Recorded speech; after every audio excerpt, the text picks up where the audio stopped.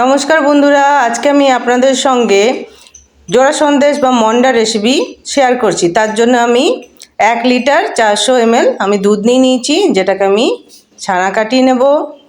দুধটাকে আগে ফুটিয়ে নিয়েছি। দেখুন দুধটা ফুটতে যেই শুরু হয়ে গেছে আমি গ্যাসটাকে অফ করে দেব এবং 30 সেকেন্ড আমি একটু নেড়ে ঘেটে নেওয়ার পর একটা লেবুর থেকে আমি বীজ বের করে আমি দিয়ে দিলাম। আপনারা চাইলে ল্যাকটো ক্যালসিয়াম পাউডার বা ভিনেগারও ইউজ করতে পারেন। আমার আরেকটু লেবু লাগবে, তাই আমি আরেকটা অংশ কেটে আমি দিয়ে দিলাম। দেখুন পুরো ছানা আমার কেটে গেছে। এবার একটা গামলার মধ্যে আমি জল নিয়ে নিয়েছি, ওই ছানার পাত্রটা এখানে দিয়ে দিলাম এটাকে ঠান্ডা হওয়ার জন্য। ঠান্ডা হওয়ার পর একটা গামছার মধ্যে আমি ছানাটা ঢেলে দিলাম।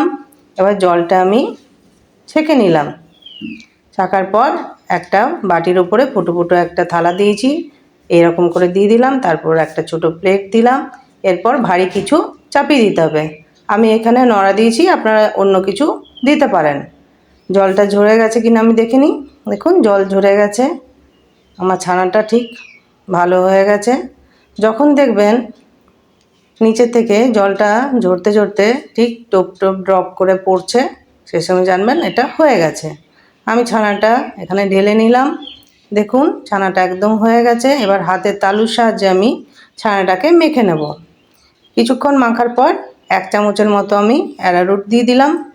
এটাকে আরও ভালো করে আমি মেখে নেব। হাতের তালুর সাহায্যে একদম মিহি করে মেখে নিতে হবে। এরকম করে মেখে নেবেন। দেখুন একদম দানা একদম নেই, এরকম করে আপনারাও মেখে নেবেন। এবার এটাকে একটা আমি ডোয়ে তৈরি করে নিলাম। এবার এটাকে আমি দুভাগ করে নেব। আমার ওই 250 থেকে 275 গ্রামের মতো ছানা হয়েছে, আমি দুটো ভাগ করে রেখে নিলাম। এবার একটা পাত্রে আমি 100 গ্রামের মতো চিনি নিয়েছি। তারপর একটা খণ্ড আমি ছানা নিয়ে ওটাকে একটু নেড়ে ঘেটে নিলাম। লো ফ্লেমে এটা করবেন। এরকম করে দেখুন এটা দানা দানা যদি হয়ে যায় তাহলে একটুখানি সোডা দিতে পারেন। আর আমি এখানে খেজুর গুড় দিয়েছি। এরকম করে লো ফ্লেমেই কিন্তু এটা করবেন, ফ্লেমটাকে হাই করবেন না। আমি একেবারে খেজুর গুড়টা দিলাম না, একটু একটু করে দিচ্ছি, তাহলে কোয়ালিটিটা ভালো থাকবে মন্ডার। আমি 1 কাপের মতো গুড় নিয়েছি, যেটাকে আমি 4 ভাগে দিলাম। দুবার দেওয়ার পর আমি ওই আরেকটা খণ্ড যে ছানা আছে সেটাও আমি এখানে দিয়ে দিলাম। এটাকেও আমি নেড়ে ঘেটে নেব একটু। কন্টিনিউ এটাকে নাড়তে হবে, নইলে কিন্তু দানা দানা হয়ে যাবে। এবার বাকি আরেকটু গুড় দিলাম, এটাকে এমনি করে নেড়ে নিতে হবে। এরপর আমি পুরো গুড়টাই ঢেলে দিলাম। তারপর নাড়তে নাড়তে যখন দেখবেন কড়াই থেকে ছেড়ে যাচ্ছে, সেই সময় জানবেন পাকটা হয়ে গেছে। হাতে দেখেও নিতে পারেন, হাতে নিলে দেখবেন লাড্ডুর মতো হয়ে যাচ্ছে, সেই সময় জানবেন এটা হয়ে গেছে। আরেকটা প্রসেস আপনাদের দেখাচ্ছি। একটা প্লেটে আমি নিলাম, এটা 30 সেকেন্ডের জন্য রেখে দেব। এরকম করে কড়াইয়ে মেলে দেবেন পুরোটা, তাহলে কোয়ালিটিটা ভালো থাকবে। এবার 30 সেকেন্ড পর দেখুন এটা একদম পাকানো যাচ্ছে, তার মানে একদম কমপ্লিট হয়ে গেছে। এবার ঠান্ডা হয়ে যাওয়ার পর 5-7 মিনিট পর আমি একটু নেড়ে ঘেটে নিলাম।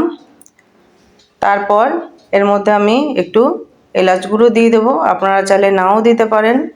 এলাচটা দিয়ে পরে আমি আর একটু এটাকে মিক্স করে নেব। এরকম করে মিক্স করে নেবেন। তারপর একটা ভেজা গামছা আমি পেতে দেব, যেটার মধ্যে আমি ওই ডোটাকে এখানে রাখবো।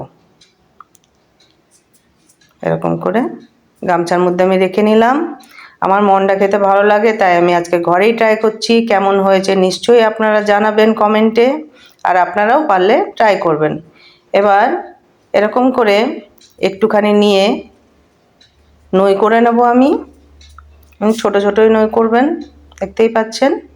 তারপর হাতের সাহায্যে গোল করে জোরে করে গামছার মধ্যে মারতে হবে, তাহলে ওইরকম প্যারার মতো আকৃতির হয়ে যাবে। ঠিক যেমন বাতাসা করে ঠিক সেরকম।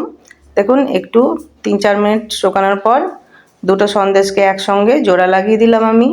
এটাকেও একটু আমি শুকিয়ে নেব। এরকম করে যে দিকটা নিচের দিকে আছে সেই দিকটাই দুটো জয়েন করে নেবেন। দেখুন আমার এতগুলো হয়েছে মন্ডা। আপনারা নিশ্চয়ই ট্রাই করবেন। আমার ভিডিওটা ভালো লাগলে লাইক কমেন্ট করতে একদম ভুলবেন না। আর যদি নতুন বন্ধু হন তাহলে সাবস্ক্রাইব করতে একদম ভুলবেন না। বাই।